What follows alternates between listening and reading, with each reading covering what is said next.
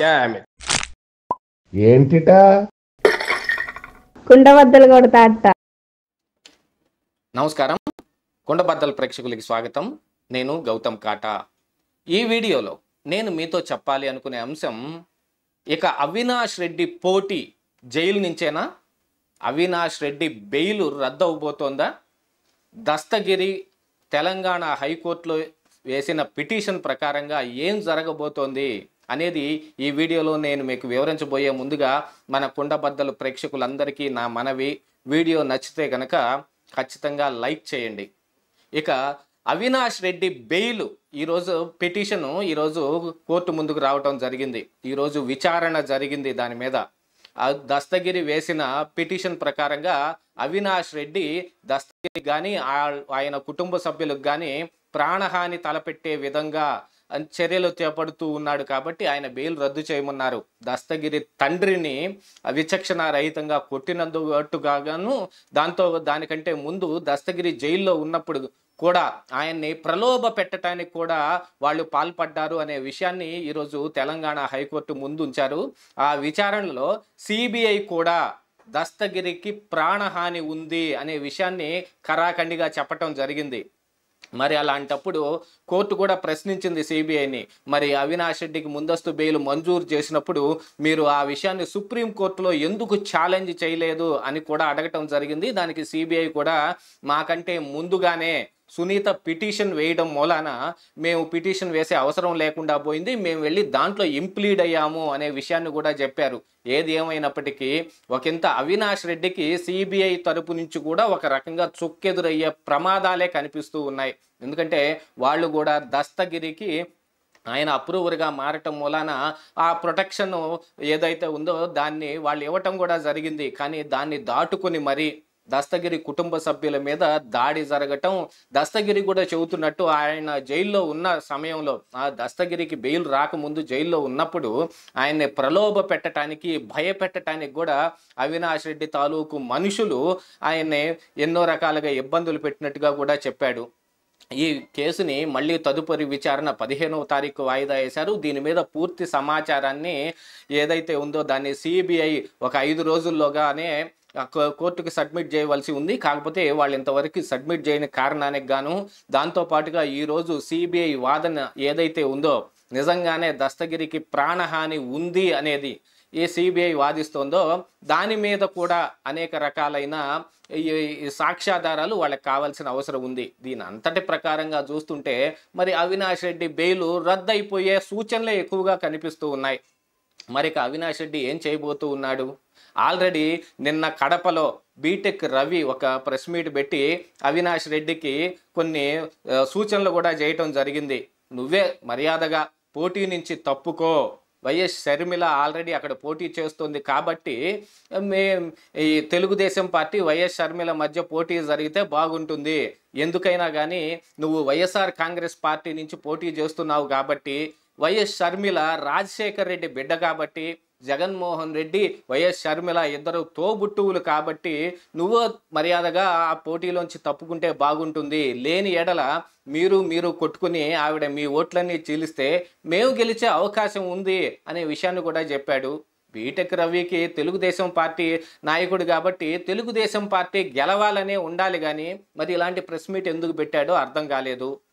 ఏది ఏమైనా కానీ తెలుగుదేశం పార్టీ వైఎస్ షర్మిలకి హెల్ప్ చేసే విధంగానే కనిపిస్తూ ఉంది. వాళ్ళు ఆల్రెడీ 2019లో కూడా 4 లక్షల పైచిలుకున ఓట్లను సంపాదించడం జరిగింది. అవినాష్ రెడ్డికి 7 లక్షల పైచిలుకు వచ్చిన 3 లక్షల మెజార్టీ ఉంటే మరి ఇప్పుడు షర్మిల పోటీ చేస్తే చీలిపోయే ఓట్లు వైఎస్ఆర్ కాంగ్రెస్ పార్టీవే అని చాలామంది రాజకీయ విశ్లేషకులు విశ్లేషిస్తూ ఉన్నారు. మరిక వైఎస్ అవినాష్ రెడ్డి పోటీ నుంచి తప్పుకుంటాడా అనే ఒక వీడియోని మనం నిన్న పెట్టడం జరిగింది. అవినాష్ రెడ్డి గనక స్వయంగా తప్పుకునే అవకాశాలు ఉంటే ఎంత దూరం ఎందుకు వస్తుంది? అసలు కడప ఎంపీ సీటు దగ్గరే వివేకానంద రెడ్డి హత్య జరిగింది అనే విషయాన్ని కూడా సిబిఐ నొక్కి వక్కాణించి మరీ చెప్పింది. అవినాష్ రెడ్డిని అరెస్టు చేసే విషయంలో కానీ, ఆయన బెయిల్ ఇచ్చే విషయంలో కానీ చాలా మల్లగొల్లాలు, ఎన్నో కథలు, డ్రామాలు ఎన్నో జరిగాయి. దీని అంతటికీ కారణం కేంద్ర ప్రభుత్వంలో ఉన్న పెద్దల యొక్క సహకారం ఉందనే పుకార్లు కూడా బయట ఉన్నాయి. మరి నరేంద్ర మోడీ అమిత్ షా తలుచుకుంటే సిబిఐ ఏమిటి, వాళ్ళ చేతుల్లో ఆడుతున్న ఒక చిలక బొమ్మ లాంటిది, వాళ్ళు ఆడిచ్చినట్టల్లా ఆడుతుంది అనే అభిప్రాయం ప్రజల్లో ఫిక్స్ అయిపోయింది. ఎందుకంటే మిగతా అందరూ అరెస్ట్ అయ్యారు.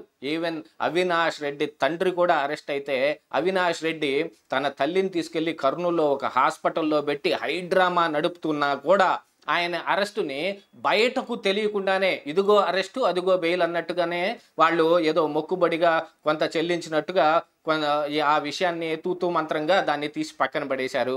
అవినాష్ రెడ్డి హాయిగా బయట తిరుగుతూ ఉన్నాడు.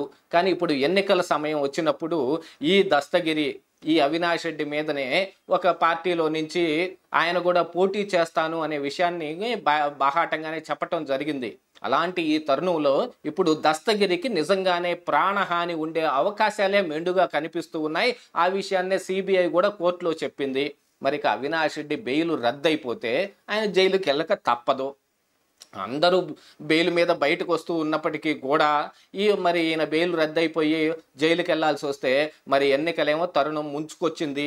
ఆ ఎన్నికలు వచ్చే సమయానికి అవినాష్ రెడ్డిని అరెస్ట్ చేసి జైల్లో పెడితే మరి ఇప్పుడు ఆయన పోటీ జైలు నుంచే కదా.